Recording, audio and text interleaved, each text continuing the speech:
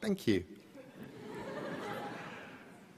I never really expected to find myself giving advice to people graduating from an establishment of higher education. I never graduated from any such establishment. I never even started at one. I escaped from school as soon as I could, when the prospect of 4 more years of enforced learning before I could become the writer I wanted to be seemed stifling. I got out into the world, I wrote, and I became a better writer the more I wrote, and I wrote some more, and nobody ever seemed to mind that I was making it all up as I went along. They just read what I wrote, and they paid me for it, or they didn't. And often they commissioned me to write something else for them, which has left me with a healthy respect and fondness for higher education that those of my friends and family who attended universities were cured of long ago. Looking back, I've had a remarkable ride. I'm not sure I can call it a career, because a career implies that I had some kind of career plan, and I never did. The nearest thing I had was a list I made when I was about 15 of everything I wanted to do. I wanted to write an adult novel, a children's book, a comic, a movie, record an audiobook, write an episode of Doctor Who, and so on. I didn't have a career, I just did the next thing on the list. So I thought I'd tell you everything I wish I'd known starting out, and a few things that looking back on it, I suppose I did know, and that I'd also give you the best piece of advice I'd ever got, which I completely failed to follow. First of all, when you start out on a career in the arts, you have no idea what you're doing. This is great. People who know what they're doing know the rules, and they know what is possible and what is impossible. You do not, and you should not. The rules on what is possible and impossible in the arts were made by people who had not tested the bounds of the possible by going beyond them. And you can. If you don't know it's impossible, it's easier to do. And because nobody's done it before, they haven't made up rules to stop anyone doing that particular thing again.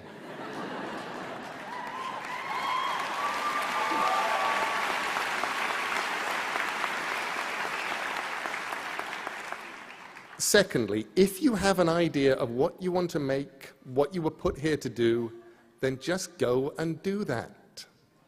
And that's much harder than it sounds, and sometimes in the end so much easier than you might imagine.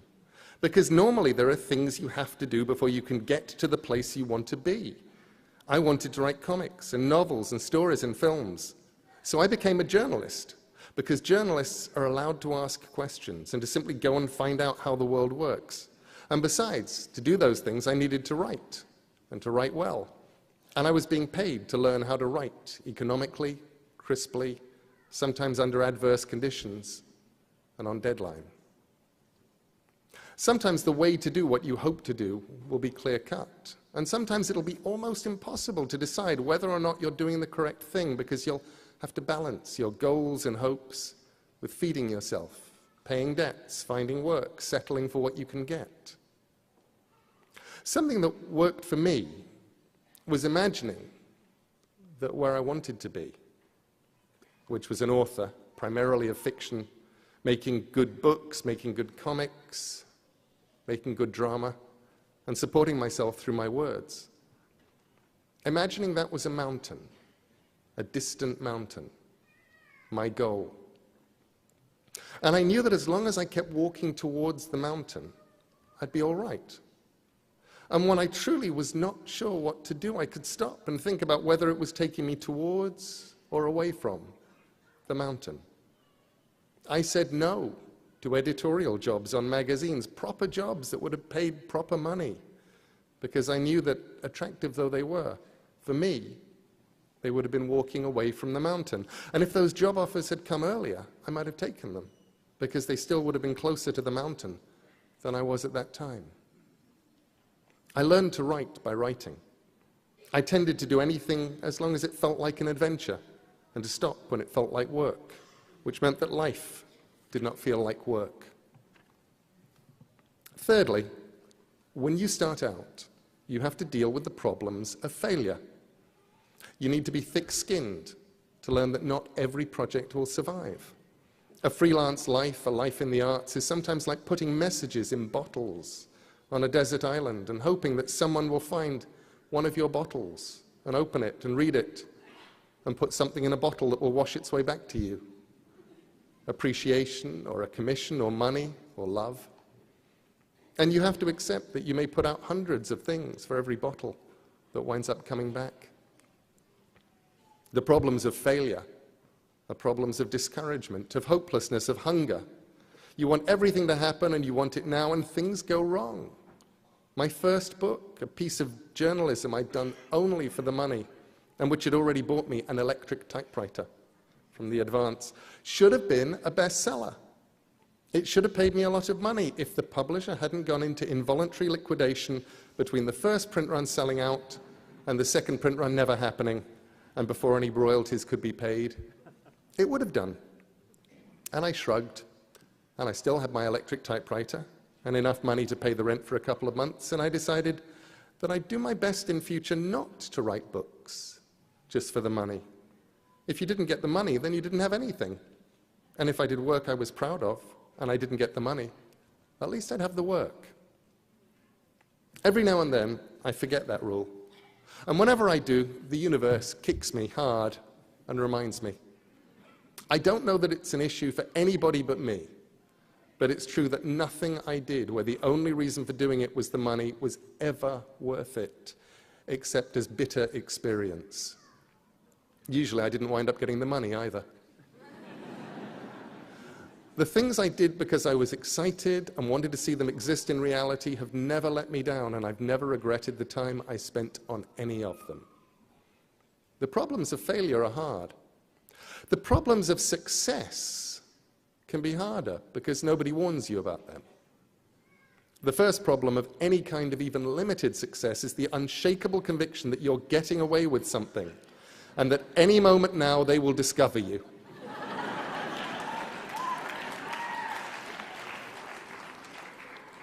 It's imposter syndrome, something my wife Amanda christened the fraud police. In my case, I was convinced there would be a knock on the door and a man with a clipboard. I don't know why he had a clipboard, but in my head, he always had a clipboard, would be there to tell me it was all over and they'd caught up with me, and now I would have to go and get a real job, one that didn't consist of making things up and writing them down and reading books I wanted to read, and then I would go away quietly and get the kind of job where I would have to get up early in the morning and wear a tie and not make things up anymore. The problems of success, they're real. And with luck, you'll experience them. The point where you stop saying yes to everything because now the bottles you threw in the ocean are all coming back and you have to learn to say no. I watched my peers and my friends and the ones who were older than me, and I'd watch how miserable some of them were. I'd listen to them telling me they couldn't envisage a world where they did what they've always wanted to do anymore, because now they had to earn a certain amount every month just to keep where they were. They couldn't go and do the things that mattered and that they'd really wanted to do, and that seemed as big a tragedy as any problem of failure. And after that, the biggest problem of success is that the world conspires to stop you doing the thing that you do because you're successful. There was a day when I looked up and realized that I had become someone who professionally replied to email and who wrote as a hobby. I started answering fewer emails and was relieved to find I was writing much more. Fourthly, I hope you'll make mistakes. If you make mistakes, it means you're out there doing something. And the mistakes in themselves can be very useful. I once misspelled Caroline in a letter, transposing the A's and the O, and I thought, Coraline looks almost like a real name. Remember, whatever discipline you're in, whether you're a musician or a photographer, a fine artist or a cartoonist, a writer, a dancer, a singer, a designer, whatever you do, you have one thing that's unique. You have the ability to make art. And for me, And for so many of the people I've known, that's been a lifesaver. The ultimate lifesaver. It gets you through good times and it gets you through the other ones. Sometimes life is hard. Things go wrong in life and in love and in business and in friendship and in health and in all the other ways that life can go wrong. And when things get tough, this is what you should do. Make good art. I'm serious. Husband runs off with a politician, make good art. Leg crushed and then eaten by a mutated boa constrictor, make good art. IRS on your trail, make good art. Cat exploded, make good art. Someone on the internet thinks what you're doing is stupid or evil or it's all been done before, make good art. Probably things will work out somehow, and eventually time will take the sting away, and that doesn't even matter. Do what only you can do best. Make good art. Make it on the bad days, and make it on the good days too. And fifthly, while you're at it, make your art. Do the stuff that only you can do. The urge starting out is to copy, and that's not a bad thing. Most of us only find our own voices after we've sounded like a lot of other people. But the one thing that you have that nobody else has is you. Your voice, your mind, your story, your vision. So write and draw and build and play and dance and live as only you can. The moment that you feel that just possibly you're walking down the street naked, exposing too much of your heart and your mind and what exists on the inside, showing too much of yourself, that's the moment you may be starting to get it right. The things I've done that worked the best were the things I was the least certain about. The stories where I was sure they'd either work or more likely be the kind of embarrassing failures that people would gather together and discuss until the end of time. They always had that in common. Looking back at them, people explain why they were inevitable successes, and when I was doing them, I had no idea. I still don't. And where would be the fun in making something you knew was going to work? And sometimes the things I did really didn't work. There are stories of mine that have never been reprinted. Some of them never even left the house. But I learned as much from them as I did from the things that worked. Okay, sixthly, I'm going to pass on some secret freelancer knowledge. Secret knowledge is always good, and it's useful for anyone who ever plans to create art for other people, to enter a freelance world of any kind. I learned it in comics, but it applies to other fields too, and it's this. People get hired because somehow they get hired. In my case, I did something which these days would be easy to check and would get me into a lot of trouble, and when I started out in those pre-internet days seemed like a sensible career strategy. When I was asked by editors who I'd written for, I lied. I listed a handful of magazines that sounded likely, and I sounded confident, and I got jobs.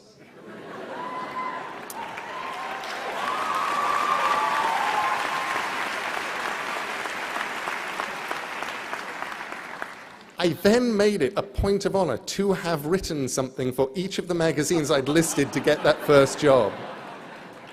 So that I hadn't actually lied, I'd just been chronologically challenged.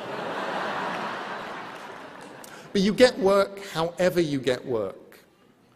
But people keep working in a freelance world, and more of today's world is freelance, because their work is good, and because they're easy to get along with, and because they deliver the work on time. And you don't even need all three. 2 out of 3 is fine. People will tolerate how unpleasant you are if your work is good and you deliver it on time. People will forgive the lateness of your work if it's good and they like you.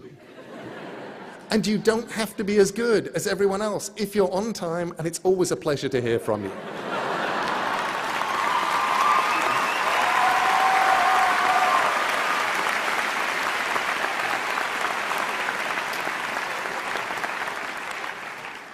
So when I agreed to give this address, I thought, what is the best piece of advice I was ever given? And I realized that it was actually a piece of advice that I had failed to follow. And it came from Stephen King.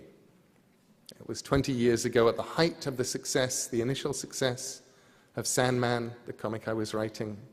Thank you. I was writing a comic people loved, and they were taking it seriously.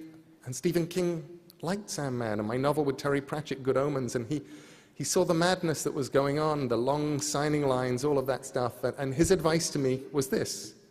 He said, this is really great. You should enjoy it. And I didn't. Best advice I ever got that I ignored. Instead, I worried about it. I worried about the next deadline, the next idea, the next story. There wasn't a moment for the next 14 or 15 years that I wasn't writing something in my head or wondering about it. And I didn't stop and look around and go, this is really fun. I wish I'd enjoyed it more. It's been an amazing ride, but there were parts of the ride I missed because I was too worried about things going wrong, about what came next to enjoy the bit that I was on.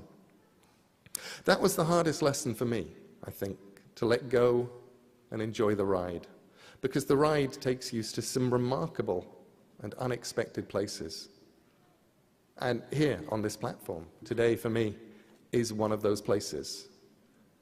And I am enjoying myself immensely.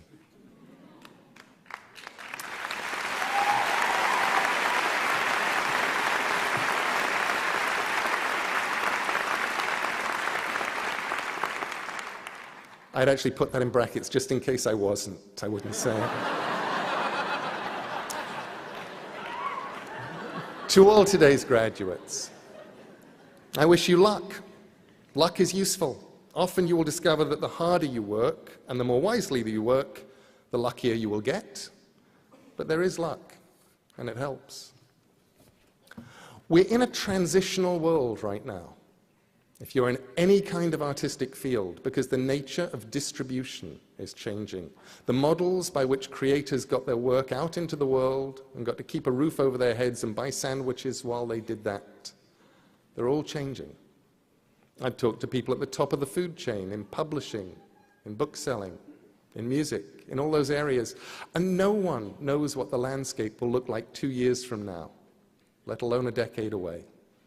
The distribution channels that people had built over the last century or so are in flux for print, for visual artists, for musicians, for creative people of all kinds, which is on the one hand intimidating, and on the other, immensely liberating. The rules, the assumptions, the now we're supposed to's of how you get your work seen and what you do then, they're breaking down. The gatekeepers are leaving their gates. You can be as creative as you need to be to get your work seen. YouTube and the web and whatever comes after YouTube and the web can give you more people watching than old television ever did. The old rules are crumbling, and nobody knows what the new rules are. So make up your own rules.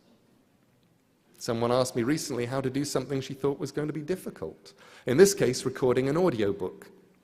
And I suggested she pretend that she was someone who could do it. Not pretend to do it, but pretend she was someone who could.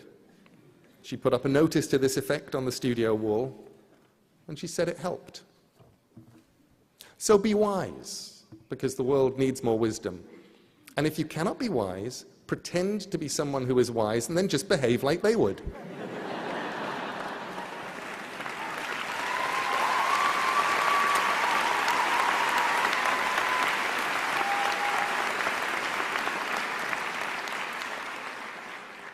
And now go and make interesting mistakes, make amazing mistakes, make glorious and fantastic mistakes, break rules, leave the world more interesting for your being here.